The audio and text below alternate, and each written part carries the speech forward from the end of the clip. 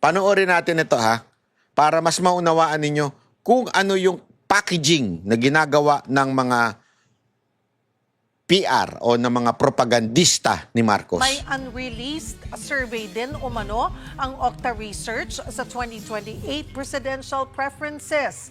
Nangunguna pa rin si Vice President Sara Duterte pero lumiit na ang pagitan o lamang niya kay former Vice President Leni Robredo. Yon ang catch. Yan ang kanilang pinalalabas ngayon. Lumiliit na daw ang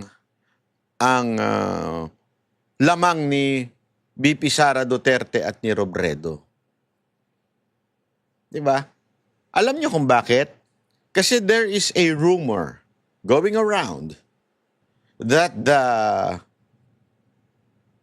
eto hindi naman to lihim. May mga nagpupush na tumakbo si Vice President Sara Duterte as President at maging Vice si Leni Robredo. Una-una, they're not enemies. Diba? Magkaibigan pa nga yan eh. So, meron talagang possibility na lumalabas na ganun at may nakikwento. At nung lumabas yung mga ganyang rumors, bigla na lang nanligaw si Marcos kay Leni Robredo. 2 beses pinuntahan, 2 beses sila nagkita, at kung ano-anong project ang ibinibigay, para bagang nililigawan itong si Robredo. Ngayon, etong survey na ito, kung i-connect ninyo, tila bagang inuudyok nila si Robredo. Ewan ko kung inuuto nila dahil uto-uto. Inuuto nila na, uy, tumatapat ka na, lumalapit ka na kay Vice President Sara Duterte. Kasi nga po, walang kalaban. Malinaw na walang kalabang mahigpit si VP Sara. Don't ever forget kung wala sanang naninira sa kanya at ganito yung dikit, masasabi nating hindi, okay yan, hahabol yan, tatama, makakahabol yan si Leni Robredo. Pero remember this, full force from the mainstream media to the blogger, to the social media, full blast sila na siraan si VP Sara Duterte and yet sobrang taas pa rin niya. Anong ibig sabihin ito? Simple lang ho. That there is a large following si VP Sara Duterte. There is really a strong and large following si VP Sara Duterte. And because, ito ang aking nakikita. Because babagsak pa ng babagsak ang bansa natin. Hindi lang financially, hindi lang sa corruption. Kasi mantakin mo the president himself, BBM, sabi niya may makukulong. Walang nakulong. Yung kinulong, wala pang kinalaman. Kinulong lang kasi yung mga anak sinuportahan si VP Sara Duterte. The rest, wala. Nga. Doon pala mabibwisit na taong bayan eh. Kasi ang tindi ng issue ng flood control. Billion every day nawawala sa gobyerno. And yet, wala ni isang nakukulong na tunay na kaalyado nila.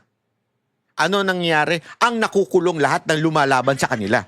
Sabi nga ni Kiko Barsaga, ni Congressman Miao Barsaga, abay nauna pa siyang nakulong kaysa doon sa mga congressman na kontraktor na nabuking na may mga kickback.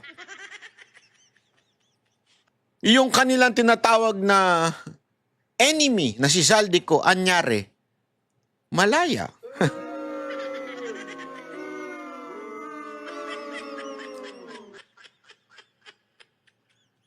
Kaya ngayon, itong survey na ito, ang packaging na ginagawa nila, ito yung catch. Ang packaging ngayon, susubukan nilang kumbinsihin at utuin si Leni Robredo na, uy, lumalapit ka na. You have a potential to win over Vice President Sara Duterte.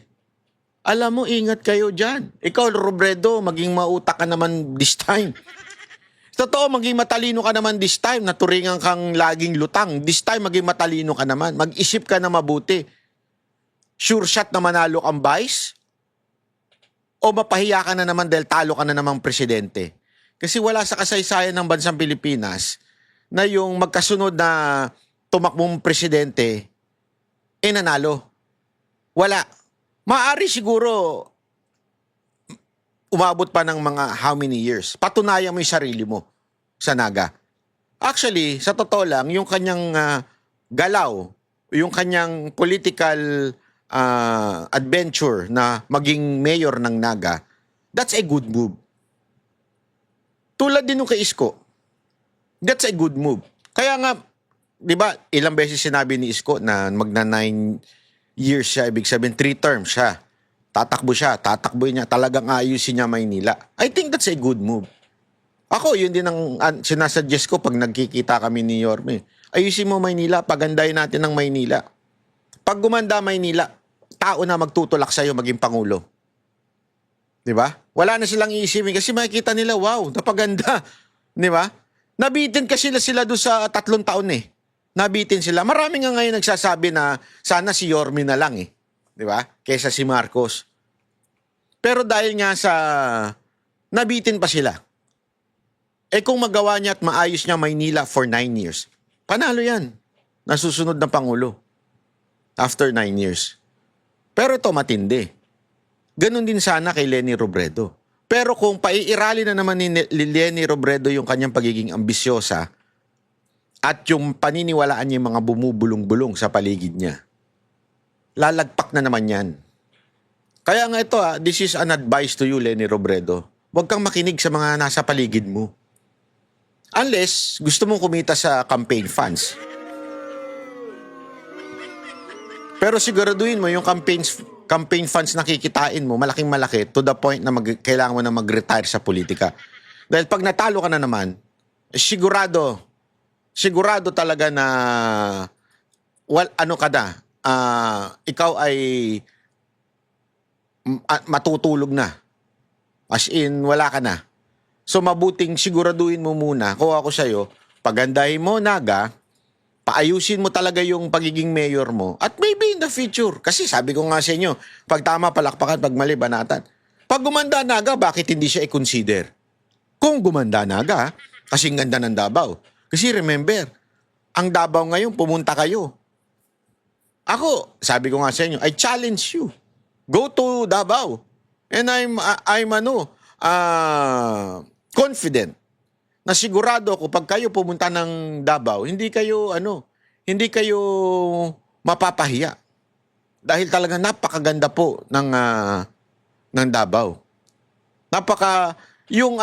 Dito mo malalaman kung meron silang leader na maayos. Hindi lang doon sa mga patag na lugar. Hindi lang doon sa magandang, malinis na lugar. Hindi yun. Madali yun. Kayang-kaya yun. Pero alam mo ko ano? Yung kultura at ugali ng mga tao. Kasi nagbabago yan pag ang leader nila, iba ang kultura, iba ugali.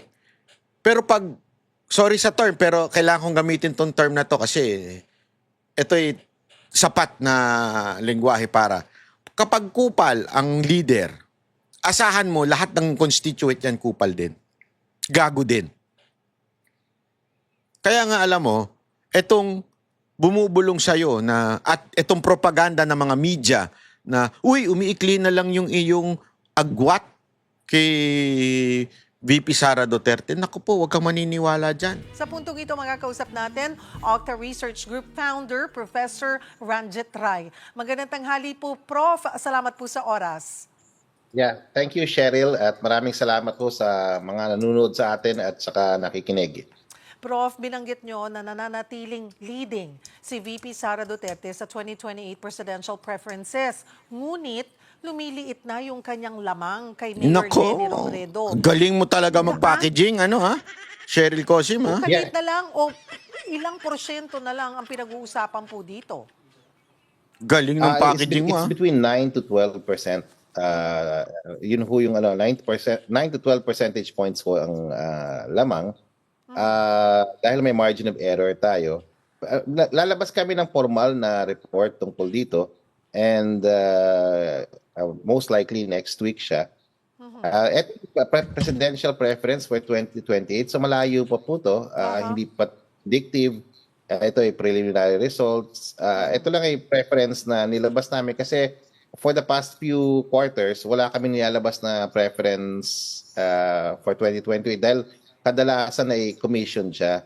So itong aming pag-aaral sa ngayong sa quarter ngayon, first quarter of 2026, hindi ho siya commission. So naglalabas kami slowly ng aming mga naoobserbahan. Bakit tayo nyo pa ilabas? Ito malinaw dito. This was surveyed etong first quarter. So ibig sabihin, January, February, March, April. First quarter. Di ba? Itong unang quarter ng taon na ito. Sabihin, latest na latest to. Pangalawa, non-commission ito. Ibig sabihin, walang politiko nagbayad sa kanila, hindi binayaran ng kapon ni VP Sara Duterte, linawin natin, etong survey na ito. Ibig sabihin na non-commission, independent to sa kanila ho itong survey na ito. Kaya lang nakapagtaka ba't di nilalabas ano? Hindi, malay nyo, sabi naman niya ilalabas din daw hindi lang ngayon. Kasi baka mapahiya ng todo-todo itong mga congressman.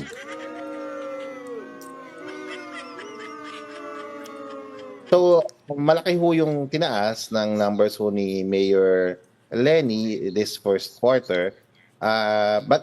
Bagamat, no, or dapat lang siguro i-emphasize, ay leading pa rin ho si VP Sara Duterte sa preference.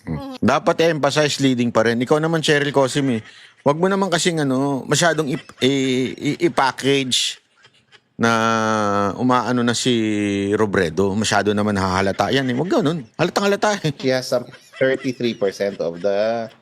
Sandali. Baka sabihin ninyo, ikaw naman, Banat Bay. Ito. Sinalsal nila yan Tingnan mo. Ito, may lalabas ako. Ayan One News din yan. Ibig sabihin sa TV5. Kilala nyo naman kung sino may-ari ng TV5. Di ba? Ano sabi? Yan ang lagi. Gap narrows between VP Sara Robredo as 2028. So talagang pinapackaging nila. Kaya lang, sabi ko, kawawa naman si Ontiveros. Effort na effort siya. Effort na effort siya. Ganun-ganun pa siya sa television. Kunwari, talagang nagiging maros na siya Sumasagad na yung kanyang pagiging epal. Kinakawawa nyo naman. Ba't ayaw nyo ba kasi kay Ontiveros? Alam mo yung si Ontiveros, para ito yung sample lang ito Hindi ko sinasabing siya to. Sample lang. Parang siya yung babaeng pinipilit kang makipag relasyon sa'yo. Pero ayaw mo naman kasi ang baho ng...